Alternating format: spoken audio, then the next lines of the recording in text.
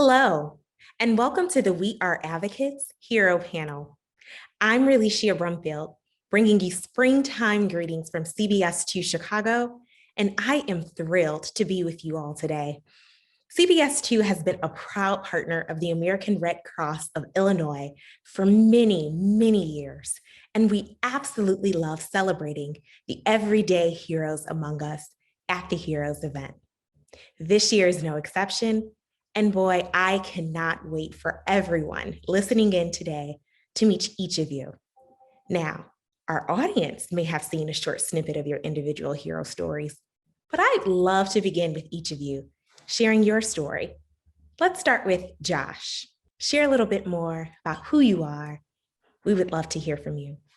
Well, I've been a community organizer for about 45 years, but I was in Spain the year that the dictator Franco died studying Spanish, and I saw the entire Spanish people in Barcelona on the streets demanding democracy. And when you see people act for justice, for democracy, and then win it, it changes your life. So I came back here and I speak Spanish. I ended up working for many years in immigrant communities, especially Latino communities, but immigrants from all parts of the world. Wow, dynamic. Thank you, Josh. Leanne, we would love to hear from you. Yeah, so I am from Galesburg, Illinois, and early 2000s, I experienced a diaper need and found out years later that I wasn't alone in that other families experiencing not being able to afford enough diapers or feminine hygiene products, period supplies. And so I founded Loving Bottoms Diaper Bank out of my house in 2015 to make sure that in my community, any parents would have access to the supplies they needed. And just last month, we distributed our 1 millionth diaper, and we're not in my house anymore, thankfully. And we now serve families around 800 babies a month in 9 counties. Amazing. Wow. So excited to have you here, Leanne. Finally, Renaya and Zahir with Village Leadership Academy's Change the Name campaign. Please go ahead and share a bit about your work with our audience today. So we were taking on the campaign of changing the name from Stephen Douglas, a slaveholder, to Frederick and Anna Douglas, abolitionists. So the all started with a fifth grade class, the previous class before us, and they took on the campaign and held strong. But the following year, they decided not to continue the campaign. So we decided to take it from there, and we're here now. Wow, you all are phenomenal. And it is so great to have you all with us today. Thank you for all that you have done and will continue to do for your community. You know, it is very clear that each of you is passionate about the work that you do. And that brings me to my first question, your how and your why, and what led you to your advocacy work? Speaking of the first class, they started the campaign with police brutality, and they wanted to name the park after Rekia Boyd because that's who they learned had died in the park. Yeah. And they learned that they couldn't name it after Rekia Boyd because she wasn't a historical figure, so they decided to name it after Frederick Douglass, and that's when we studied in and continued their work. Wow. Seeing the next generation rise is so inspiring. Thank you, Renaya and Zahir. Leanne, how would you answer the same question? What led you to your advocacy work?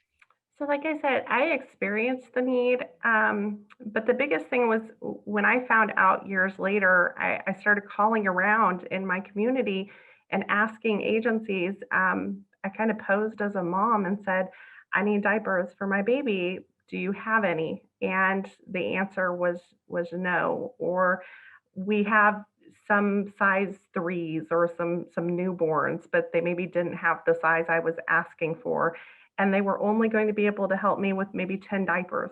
So it was going to maybe get me through a day. Uh, I just wasn't okay with that. I knew that parents, they needed more than that. They needed a reliable supply of some assistance with that. And I wanted to make sure that they had that if they needed something, they would know I can go to this place and I can get some help. And so that's what we wanted to do. Wow, what a journey, but what also is a great testament to your tenacity, but more importantly, your selflessness. And thank you, Leanne. Thank you.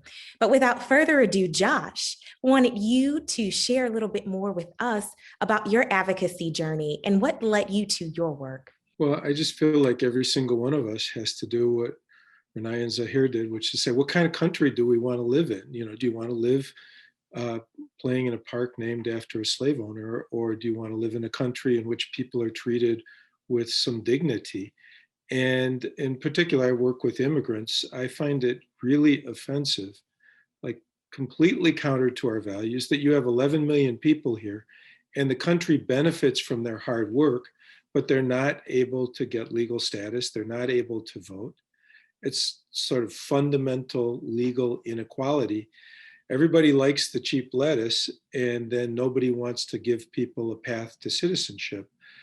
And families can be destroyed at any moment. That kind of thing really makes me upset. And then the answer, when you see something you don't like Leanne did for poor women, the question is, what are you going to do about it? And all of us can do something. And I've done what I can. Amazing, Josh. Yes, indeed. Raising your voice through action seems to be a theme for all of you. Renaya, Zahir, Josh, Leanne. Again, bravo and a job well done. We all can definitely attest that 2020 was challenging and it forced us to pivot, even in the name of service. So, my next question is for all of you. How have you shifted focus within your community since the pandemic started? Leanne, let's start with you this time. One of the first things that we did early on during the shelter in place, we typically don't distribute product directly. We have partner agencies across our county, it's 23 of them that distribute for us, so that we're putting the diapers where people are going to come and get other services. But we shifted during the shelter in place and we did drive-through distributions. And so we actually held 3 a week in 3 different counties here in West Central Illinois. And we did that for about 6 weeks where we were in, in a lot of different places. And basically anybody that showed up. A big thank you for all that you do and will continue to do. I'm going to go ahead and shift to Josh. If you can share with us a little bit more about your pivot and shifting during the pandemic. As the COVID relief packages were put together, we worked to create programs that would create unity. And we worked to help very small businesses. So that would include white rural, that would include African American, that would include immigrant, be able to get relief. We fought so that the US citizen children and spouses of the undocumented could be included in the stimulus checks. And we eventually won that the third time around. Thank you so much for your service, and even in the face of a pandemic, not giving up and making sure you give your all to serve those who need it most. Thank you, Josh. Rahir and Zanaya, we would love to hear from you. How did the pandemic affect your service and how you had to pivot in your line of work? I believe that our campaign's goal didn't necessarily change, but we did have a relaunch for the campaign and we started canvassing. We did have to wear masks and we did take those necessary precautions, but the ideal still remained and we still wanted to get out there and acknowledge that there was an issue in this community and we were ready to fix it. During our relaunch of the campaign, we gathered at the park and a lot of people came to support us, and it was more, we gathered and talked about the campaign. It was really informational. Wow. So many are invigorated by the energy of the next generation, but I see, and we all see on full display here, the tenacity and the resilience, but the responsible nature of the next generation and leaders that we have here today. Renaya and Zahir, I do have a question for you. Now that you've won this award, what does it mean to you? And how will it change or elevate any of your service that you look to continue and further? I believe that all of this award would never have happened if it wasn't for the 5th grade previous class and my classmates who actually did all the hard work, and not to mention the teachers and staff and everybody who helped us get to this point. I think that the best way to strive for success is to have a community behind your back or within ranks. And I believe that's how we were able to get here today. I agree. Thank you. We look forward to you continuing to carry that baton of service and helping so many others and making our community better. Thank you. So it really has been a joy connecting and speaking with all of you all today. If you could leave our audience with one thought, comment, or piece of advice, what would it be? Josh, how about we start with you first? Well, I'm going to refer to one of my heroes, Frederick Douglass, who now has a park named after him in Chicago, because he said that if you want justice, you have to agitate. And a lot of people don't like the thunder and the lightning, but they love the rain. He said, power concedes nothing without demand. It never has and it never will. And he said that when you see the level of oppression people live with, it's the amount of oppression that they will put up with. And we all have a responsibility to try to work together to end that oppression. So I want to thank Zahir and Vernaya for making sure that we have a Frederick and Anna Douglass Park in Chicago.